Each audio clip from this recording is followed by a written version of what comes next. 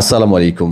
এই মুহূর্তে ৩ ক্যাটাগরির লোকদের জন্য একটা ভালো তথ্য শেয়ার করতে যাচ্ছি, যারা দেশে যেতে চাচ্ছেন। এর মধ্যে যারা ডোমেস্টিক ওয়ার্কার আছেন, যারা হুরুপ্রাপ্ত আছেন, যারা এক্সিট খেয়েছেন, এক্সিট থেকে হুরুপ হয়ে গেছে অথবা এক্সিট এক্সপায়ার হয়ে গেছে, এক্সিট সাসপেন্ড হয়ে গেছে, তাদের জন্য।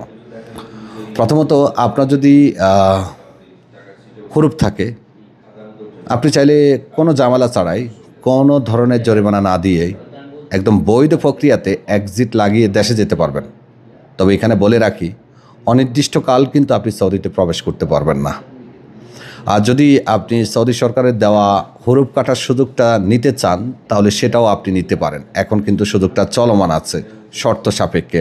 হাউস ড্রাইভার, আমেল মঞ্জিল, তাব্বাক মঞ্জিল তাদের জন্য আছে, এবং যারা আছেন সাধারণ কর্মী তাদের জন্য চলমান আছে। তারা চাইলে সুযোগটা নিতে পারেন। যারা চাইবেন দেশে চলে যাবেন, তারা চাইলে দেশে যাওয়ার সুযোগটাও নিতে পারেন জরিমানা ছাড়া।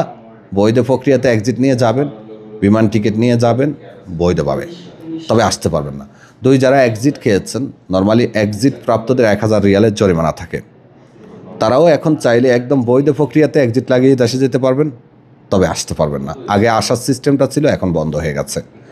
3, যারা হাউস ড্রাইভার, আমেল মঞ্জিল, তাব্বাক মঞ্জিল, আমেল মাজরা অথবা আপনার আমেল মহাইশি এই ধরনের পেশার লোক আছেন, তাদের যদি ইকামার মেয়াদ না থাকে, আবার বলছি, তাদের যদি ইকামার মেয়াদ না থাকে, তাহলে তারা স্পেশাল এক্সিট নিয়ে দেশে গিয়ে আবার আসতে পারে, এবং এটা আপনাদেরকে আগেও নিশ্চিত করছে। যদি কেউ এই ধরনের সমস্যাগুলোর মধ্যে থাকেন, দেশে যেতে চান, তাহলে বিন মিশাল ট্রাভেলসের যে কোনো শাখায় যোগাযোগ করে এক্সিট লাগাতে পারেন। এই এক্সিটগুলো অল্প সময়ের মধ্যে লেগে যায়।